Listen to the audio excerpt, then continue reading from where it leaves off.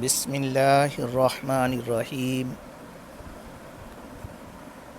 رب اشرح لی صدری ویسر لی امری واحلل عقدۃ من لسانی یفقہوا قولی۔ معراج سے متعلق شرح عقائد میں ہے والمعراج لرسول اللہ صلی اللہ علیہ وسلم فی الیقظۃ بشخصہ الی السماء ثم الی ما شاء اللہ تعالی من العلا حق، یعنی معراج رسول اللہ صلی اللہ علیہ وسلم کے لیے بیداری میں اپنے جسم اقدس کے ساتھ آسمان تک، پھر ان بلند مقامات تک جہاں تک اللہ نے چاہا حق ہے۔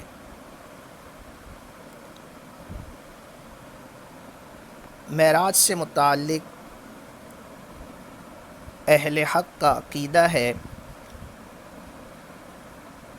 اس کتاب میں جہاں بھی اہل حق کہا جائے گا وہاں اہل سنت مراد ہیں۔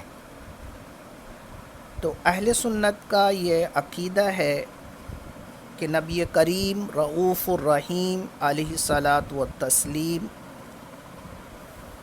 حالت بیداری میں جسم اقدس کے ساتھ مسجد حرام سے مسجد اقصی تشریف لے گئے، پھر وہاں سے ساتوں آسمان اور پھر سدرۃ المنتہا، اور وہاں سے جہاں تک اللہ تعالیٰ نے چاہا آقا دو جہاں سرور کون و مکان صلی اللہ علیہ وسلم تشریف لے گئے۔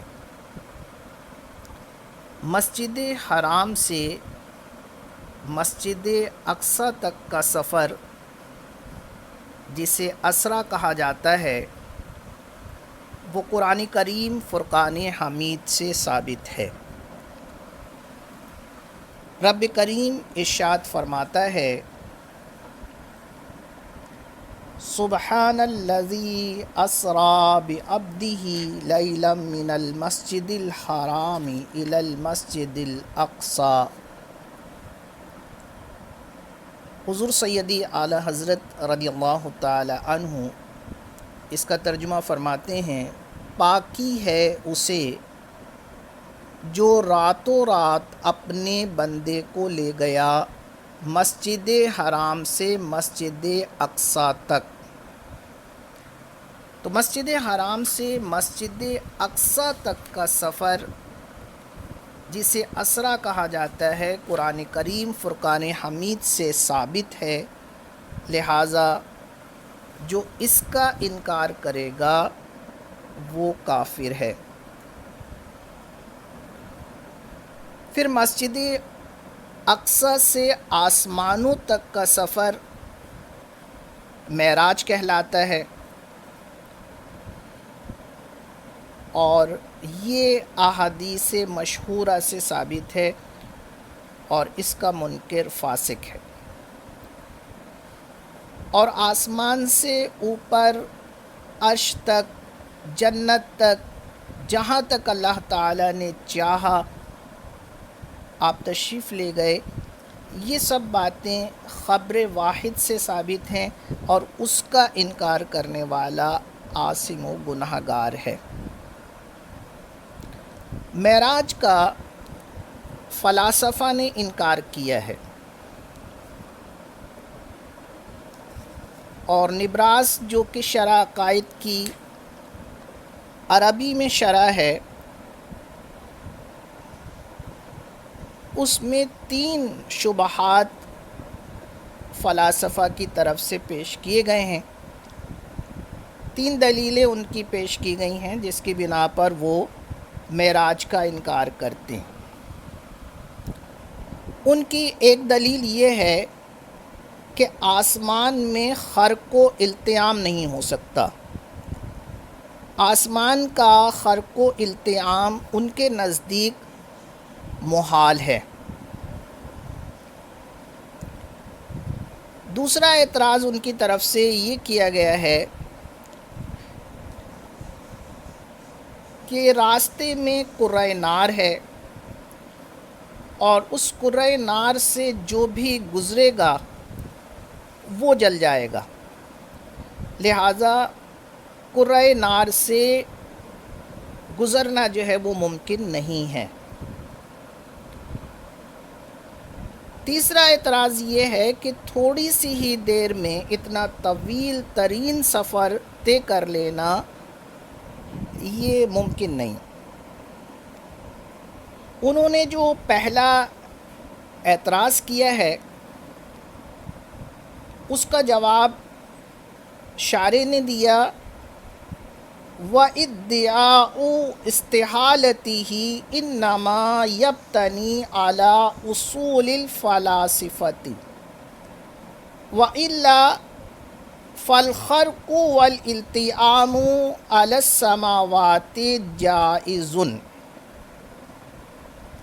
شارح نے ان کے پہلے اعتراض کا جواب یہ دیا کہ اس کا انکار کرنا اور اس کے محال ہونے کا دعویٰ کرنا فلاسفہ کے اصول پر مبنی ہے، ورنہ آسمانوں کا خرق و التیام جائز ہے. خرق کا مطلب ہے تفرق الاجزاء، یعنی اجزاء کا منتشر ہونا، اور التیام کا مطلب ہے اتصال الاجزاء بعد التفرق، یعنی متفرق ہونے کے بعد اجزاء کا ایک دوسرے سے مل جانا. تو فلاسفہ یہ کہتے ہیں کہ آسمان میں خرق و التیام نہیں ہو سکتا، یعنی آسمان پھٹ نہیں سکتا ہے اور آسمان جڑ نہیں سکتا. اور معراج پر جانے کے لیے، آسمانوں پر جانے کے لیے، آسمانوں سے اوپر جانے کے لیے لازمی ہے کہ آسمان پھٹے پھر وہاں سے کوئی گزرے گا. اور آسمان چونکہ پھٹ نہیں سکتا ہے، آسمان چونکہ جڑ نہیں سکتا ہے، لہٰذا معراج نہیں ہو سکتی. اس کا جواب شارح نے دے دیا کہ آسمان کا خرق و التیام جائز ہے. آسمان کے خرق و التیام کو محال کہنا یہ فلاسفہ کا اپنا قاعدہ ہے، اپنا اصول ہے. اس کا تعلق اسلامی نقطۂ نظر سے نہیں ہے، بلکہ قرآن کریم فرقان حمید میں رب کریم ارشاد فرماتا ہے اذا السماء انشقت. اعلیٰ حضرت نے اس کا ترجمہ فرمایا جب آسمان شق ہو، اذا السماء انفطرت جب آسمان پھٹ پڑے. تو پتہ چلا کہ یہ آسمان کا پھٹنا، اس کا شق ہونا، اس کا وقوع ہوگا، اور یہ قرآن کریم فرقان حمید سے ثابت ہے.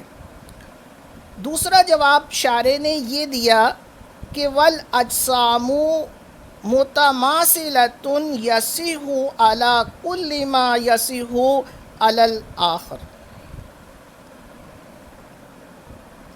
یعنی اجسام آپس میں ایک دوسرے کی مثل ہیں، تو ہر ایک پر وہ بات درست ہے جو دوسرے پر درست ہے. یعنی جب زمین پھٹ سکتی ہے تو آسمان بھی پھٹ سکتا ہے، کیونکہ جسم جو ہیں وہ متماثل ہیں. جو چیز ایک کے لیے صحیح ہے تو وہ دوسرے کے لیے بھی صحیح ہے. فلاسفہ نے جو دوسرا اعتراض کیا کہ کرۂ نار ہے اور کرۂ نار سے گزرنا جو ہے وہ ممکن نہیں ہے، اس کا جواب یہ ہے کہ اللہ تعالیٰ قادر ہے. جب حضرت ابراہیم علیہ السلام کو آگ میں ڈالا گیا، اس آگ کو کئی دن تک جو ہے وہ بھڑکایا گیا، کئی دن تک جلایا گیا، کئی دنوں تک جو ہے اس کے لیے لکڑیاں جمع کی گئیں۔ وہ ایسی زبردست آگ تھی کہ کوئی اس آگ کے قریب نہیں جا سکتا تھا، اور حضرت ابراہیم علیہ السلام کو دور سے اس میں ڈالا گیا تو رب کریم نے ارشاد فرمایا یا نار کونی بردم و سلامن علی ابراہیم، اے آگ ٹھنڈی اور سلامتی ہو جا ابراہیم علیہ السلام پر۔ تو آگ نے حضرت ابراہیم علیہ السلام کو نہ جلایا۔ تو اللہ تعالیٰ قادر ہے کہ وہ قرۂ نار سے گزار دے اور آگ جو ہے نقصان نہ پہنچائے۔ اور تیسرا ان کا اعتراض کہ آنے واحد میں تھوڑی ہی سی دیر میں طویل ترین سفر کر لینا ممکن نہیں ہے، تو یہ کوئی محال نہیں ہے بلکہ ممکن ہے، خلاف عادت ہے، اور خلاف عادت ہونے کی وجہ سے حضور صلی اللہ علیہ وسلم کا یہ معجزہ ہے۔ تو یہ فلاسفہ کے شبہات کوئی حقیقت نہیں رکھتے، کوئی مضبوط دلیل نہیں ہے ان کی، جبکہ اسلامی نقطۂ نظر سے آسمان میں ہر کوئی التیام ہو سکتا ہے۔ اللہ تعالیٰ قادر ہے کہ قرۂ نار سے گزار دے، وہ چاہے تو آنے واحد میں اتنا طویل ترین سفر جو ہے وہ طے کروا دے۔ معراج کا ذکر کرتے ہوئے ماتن نے فرمایا فی الیقظتی، یعنی حضور صلی اللہ علیہ وسلم کے لیے معراج بیداری میں تو فی الیقظتی ماتن نے اس لیے کہا کہ اس میں اشارہ ہے ان لوگوں کی تردید کی طرف کہ جنہوں نے یہ گمان کیا ہے کہ معراج جو ہے کانا فی المنام، وہ خواب میں تھی، معراج جو ہوئی ہے وہ خواب میں تھی۔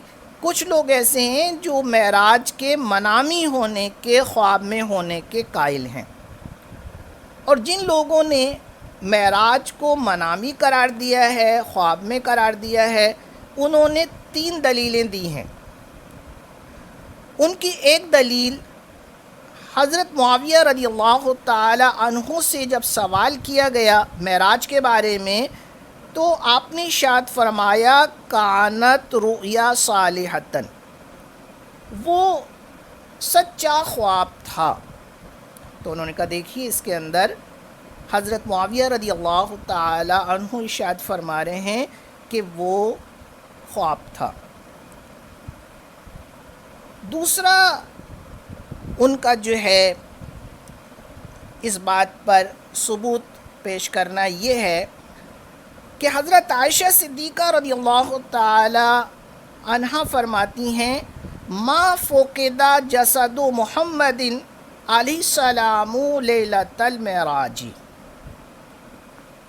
یعنی معراج کی رات حضور صلی اللہ علیہ وسلم کا جسم اقدس مفقود نہیں ہوا۔ ما فقدہ کا مطلب ہے ما غابہ، یعنی حضور صلی اللہ علیہ وسلم کا جسم اقدس غائب نہیں ہوا، یعنی حضور صلی اللہ علیہ وسلم کا جسم اقدس موجود تھا، جس کا مطلب یہ ہوا کہ معراج جو ہے وہ خواب میں ہوئی ہے۔ تیسری دلیل قرآن کریم فرقان حمید کی آیت کو پیش کرتے ہیں وَمَا جَعَلْنَا الرُّؤْيَا الَّتِي أَرَيْنَاكَ إِلَّا فِتْنَةً لِلنَّاسِ۔ اعلیٰ حضرت رضی اللہ تعالی عنہ نے اس کا ترجمہ فرمایا اور ہم نے نہ کیا وہ دکھاوا جو تمہیں دکھایا تھا مگر لوگوں کی آزمائش کو۔ جو لوگ معراج کے خواب میں ہونے کے قائل ہیں وہ یہاں پر رؤیا سے استدلال کرتے ہیں کہ دیکھیے یہاں پر بھی رؤیا کا لفظ آیا ہے یعنی خواب۔ شارح نے ان کے تمام اعتراضات کے جواب دیے ہیں۔ انہوں نے پہلا جو اعتراض کیا تھا کہ حضرت معاویہ رضی اللہ تعالی عنہ نے فرمایا کانت رؤیا صالحتن، تو شارح کہتے ہیں بِأَنَّ الْمُرَادَ الرُّؤْيَا بِالْعَيْنِ، یہاں پر رؤیا سے مراد جو ہے خواب نہیں ہے، بلکہ یہاں رؤیا سے مراد رؤیا بالعین ہے۔ اب مطلب یہ ہوگا کہ وہ بہترین نظارہ تھا، وہ بہترین نظارہ تھا۔ دوسرا جو انہوں نے دلیل پیش کی ہے کہ ما فقد جسد محمد صلی اللہ علیہ وسلم لیلۃ المعراج، حضرت عائشہ صدیقہ رضی اللہ تعالی عنہ کا جو فرمان انہوں نے بیان کیا ہے، تو اس کا جواب شارح نے دیا والمعنی ما فقد جسدہ عن الروح بل کان مع روحہ وکان المعراج للروح والجسد جمیعا، یعنی اس حدیث کا مطلب یہ ہے کہ آپ کا جسم اقدس روح سے الگ نہیں ہوا، بلکہ روح کے ساتھ تھا، اور معراج روح اور جسم دونوں کو ہوئی ہے، روح اور جسم دونوں کو معراج ہوئی ہے۔ یہ دوسرے ان کی دلیل کا جواب جو ہے شارح نے دے دیا۔ اور یہاں پر یہ بات بھی قابل غور ہے کہ معراج جو ہے وہ 2 مرتبہ ہوئی ہے، ایک مرتبہ حالت بیداری میں ہوئی ہے اور ایک مرتبہ حالت خواب میں ہوئی۔ تو بہت ممکن ہے کہ حضرت عائشہ صدیقہ رضی اللہ تعالی عنہ جو ارشاد فرما رہی ہیں وہ اس معراج سے متعلق ہے جو کہ خواب میں ہوئی تھی۔ پھر یہاں پر شارح نے کہا بے شخص ہی جسم کے ساتھ، اس میں ان لوگوں کا رد ہے جنہوں نے یہ گمان کیا ہے کہ معراج جو ہے وہ صرف روح کو ہوئی ہے،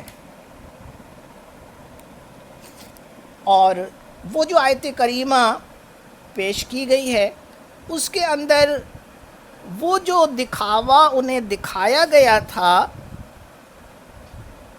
وہ جو دکھاوا انہیں دکھایا گیا تھا وہ ان کے لیے آزمائش تھا،